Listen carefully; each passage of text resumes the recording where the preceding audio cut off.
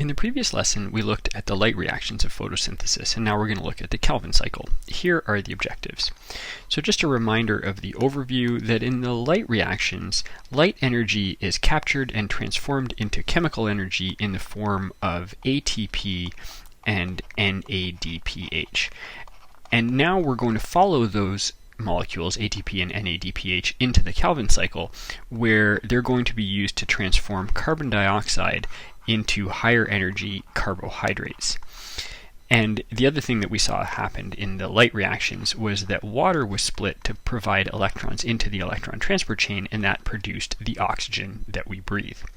Looked at from the point of view of the geography of the chloroplast, we saw that the light reactions happen at the thylakoid membrane, with the thylakoid lumen being used as a reservoir for protons in the process of chemiosmosis. And now the Calvin cycle is taking place out here in the stroma. So keeping that overview in mind, and also that we are in the stroma now, the Calvin cycle is generally divided into three distinct phases: carbon fixation, reduction, and regeneration of ρBP. We'll take those three in turn. So first, carbon dioxide that has come in through the stomata in the leaves, for example, is captured and is attached to an organic molecule called ribulose bisphosphate. So ribulose bisphosphate is the acceptor of that carbon dioxide. Now, ribulose bisphosphate is often abbreviated ρBP, like this: capital R, lowercase u, capital B, capital P. So ρBP, ribulose bisphosphate, is the molecule, and it's a 5-carbon molecule, so it's a 5-carbon molecule like this, that accepts carbon dioxide into the Calvin cycle, making a 6-carbon molecule. That process of capturing carbon and attaching it to an organic molecule is called carbon fixation. Now, that's an enzyme catalyzed reaction, and the enzyme that catalyzes the addition of carbon dioxide to ρBP is called Rubisco. And Rubisco stands for ribulose bisphosphate carboxylase oxygenase, but we'll call it Rubisco. And it's probably the most abundant protein on Earth because of its involvement here in the Calvin cycle that takes place in all plants and algae. So that's carbon fixation. It's catalyzed by Rubisco, and it's the capturing of carbon dioxide and attaching it to ribulose bisphosphate to bring it into the Calvin cycle.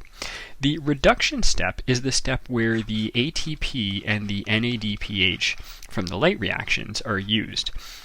So I'm not going to show you all of the steps here, but ATP and NADPH donate their energy, and NADPH donates its electrons to the carbon compounds that are going around the cycle. Again, the ATP and the NADPH were made in the light reactions. And this is called reduction because the addition of electrons is a reduction, and that is going to make a molecule called G3P, or glyceraldehyde 3-phosphate.